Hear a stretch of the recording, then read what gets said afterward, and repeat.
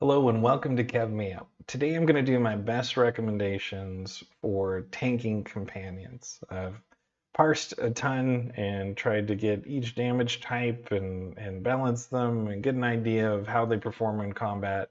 So let's get right into it. So I've got a rating here, damage type, average DPS, calculation that I made up that isn't really reliable on the threat ratio, samples of those type of companions. And then I got DPS and threat, whether they have bugs, if they're missing a taunt, or they're missing an absorb.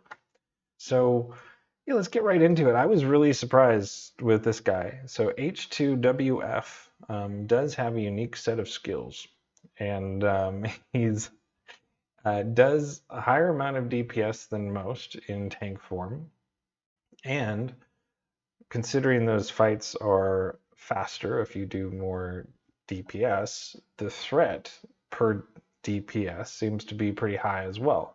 Now, I did notice a bug with this is that depending on positioning with a ranged companion, occasionally they can get stuck at like 5.1 meters away, I think, and their taunts actually do a little bit more percentage wise, and then it adds up over a longer fight. So yes, this was really the threat per second at the end of one of my parses. But I'm not actually taking that into account in any of this rating because I think it could happen with any other range companion potentially. So, but that I did want to leave it there because that's something that does happen. Um, but just generally, the for that high of DPS to have that high of threat is pretty fantastic, and no bugs. So has the normal taunt, has the normal absorb, and testing in the real world performed great. I really had a hard time pulling off of him, and even if I did, he took aggro right back. So performed quite well. And then just the Old Faithful here, any double blaster rifle user is going to be great. They're going to do a high amount of DPS and a good amount of threat because of that. Um, and so, yeah, highly recommend them. There's no bugs, there's no missing taunts, there's no missing absorbs. So just anything with two blaster pistols is going to be great. Paxton Rawl actually performed really well. So you can see he can do quite a bit of DPS, and for that DPS, he that was a good amount of threat. He is missing an absorb, but in exchange, he has a couple other skills. So if you like him, check him out. I think he has an extra stun or something like that that might be handy. So I highly recommend him. And then the Zoom type of companions, they did pretty well for the amount of threat that they got. Um, I'm not sure exactly where I'd place them here. You know, maybe I'd resort these. Kind of all these 8 and 9s are going to be pretty similar, but just try them out. Now, Shay Vizsla did a very high amount of threat, but she did a little lower DPS, so I'm not sure.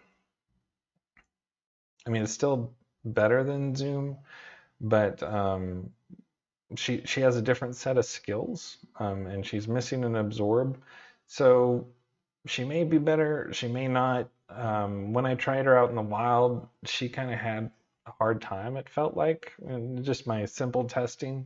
So I didn't put her higher on this list, but she is a great tank. Definitely try her out.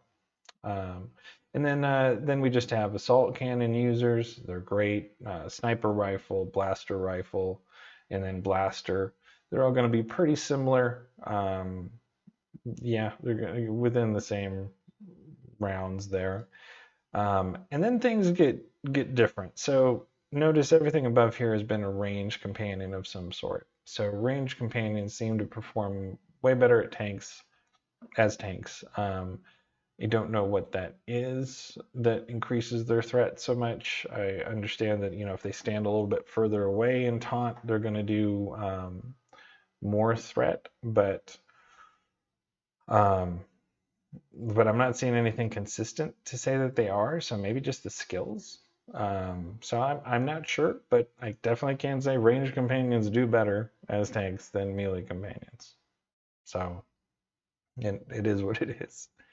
So then we get into the melee companions, and I'm starting out with the highest DPS of the two lightsaber users. They're fantastic.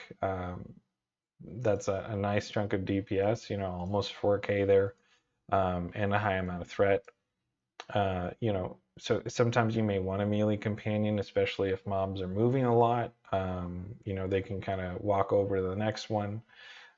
Also, a melee companion, if you're ranged and you have a melee companion, they're going to be closer and grab a little bit more aggro just generally in that area, because they're closer than you are. So you might like them.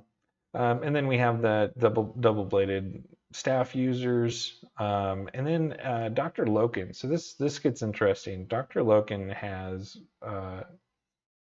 his default attack is a charge. So he has no cooldown on a charge, which is really unique. So in his Rakghoul form, he can just jump back and forth as often as needed, or jump to the next mob, and doesn't seem to have much of a range requirement on that. I mean, it's like 30 meters, so he's able to have a lot of mobility. Even though he's a lower threat per second here in my testing, he might be what you're looking for in certain situations. Like maybe there's a lot of knockbacks, or maybe the boss has an immunity against charges, and other companions wouldn't be able to use their defensive because of that. So some cases you might actually prefer him. And then Dread just did awful. So he's doing the same type of DPS as Varroa and Master Ranos or Shara, but his threat was way down there. So I don't know what the difference is. Maybe those taunts that look like little claw marks or whatever are a little different. Just a tech user. So it didn't go over well. I thought that he would. So that was an upset there. And then one lightsaber users like Lana, they're not going to be very special. I wouldn't recommend them. They do lower DPS, so I definitely go for one of the two lightsaber users. And the same with the Vibro or Tech Blade users like Yoon or Bodar. Now this is really interesting. So HK51 just got a major upgrade, and he is pretty great, except they just forgot to fix his one of his taunts. So he doesn't have two taunts like many companions. He only has the one. Hopefully they will fix that bug. He doesn't have the absorb, but he's got a little higher heal from another attack, a charge type of attack. So that may balance out. So if they fix his taunt, he's probably going to be one of your top tanks, which will be really nice. The only thing to consider is that he will jump to you. So if you're trying to turn a mob, you do not want to use HK51 because he will pull it and have it face towards you every single time. A lot of times people use tank companions just to have the mob face the other way so they can use backstab type attacks. He would not be good for that. But if you're just looking for a good tank that, keeps the mob close to you and, just takes the damage for you and you don't have to worry about cleaves or things like that, HK is probably going to be your go-to. I just didn't want to recommend it yet until they fix that second taunt because, just having more taunts in a rotation is going to be really helpful. While you're waiting for that single taunt to come off cooldown, that could be quite some time if you snag aggro. So, yeah, definitely keep an eye out for him. If they fix that bug, I will notate in the description. So, and then this is really interesting. So, blaster rifle users that are cartel droids, colicoid type damage, they have no charge. So they do great threat, they do pretty good tanking generally, but if they won't ever run to the thing that they're attacking, and so if it doesn't go to them, they will not be within the 4 meters needed to activate their 50% damage reduction. So I can't recommend them. if you like them, try them out. Just keep that in mind. You can actually click that skill and they'll run over to the mob and use that. Um, but that's extra micromanagement that I can't recommend that to most people. So that's why they're down on the list. And then this is honestly maybe one of the worst is the creature companions from the cartel. Just amazing how bad they are. Like that is they don't have any known bugs necessarily, but their DPS is ridiculously low.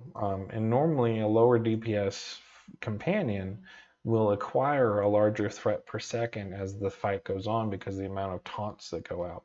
And I didn't even see that. So just really awful. Um, so can't recommend those creatures.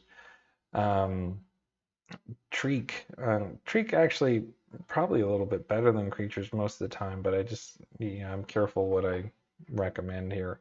So Treek actually did quite well on the DPS side. So the highest DPS of any tank, because of the old tank mix of skills.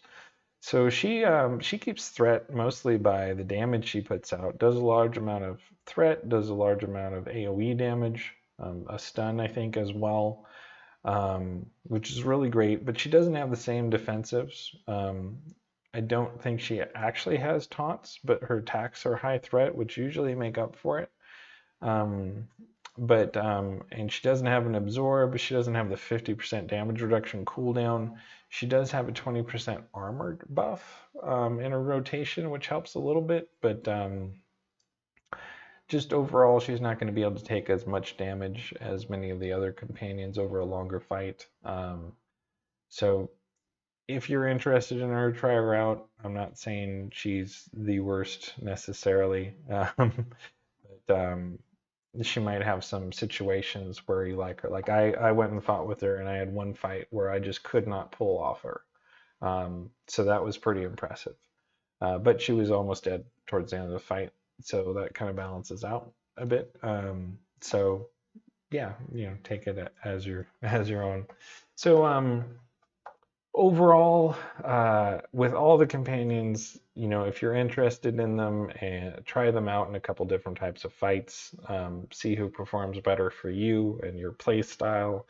But I hope that this is a good kind of base, maybe a good reference to see, what you should try out, which ones maybe you've been ignoring. So I used to always go for melee companions because they'd be in melee range and hopefully grab aggro before, but longer fights, especially, the threat can be much higher on a range companion. So, try it out, see what you think. Don't take this as the end all be all. But there's some that I've definitely been impressed with, like the H2WF, really great. And then just consistently the two blaster users have been great. So. And then I'm really excited to see what happens with HK51 when if they fix that bug. He's going to be right up there. So let me know what you think. And yeah, please like, subscribe if this is valuable, and I'll see you in the next video.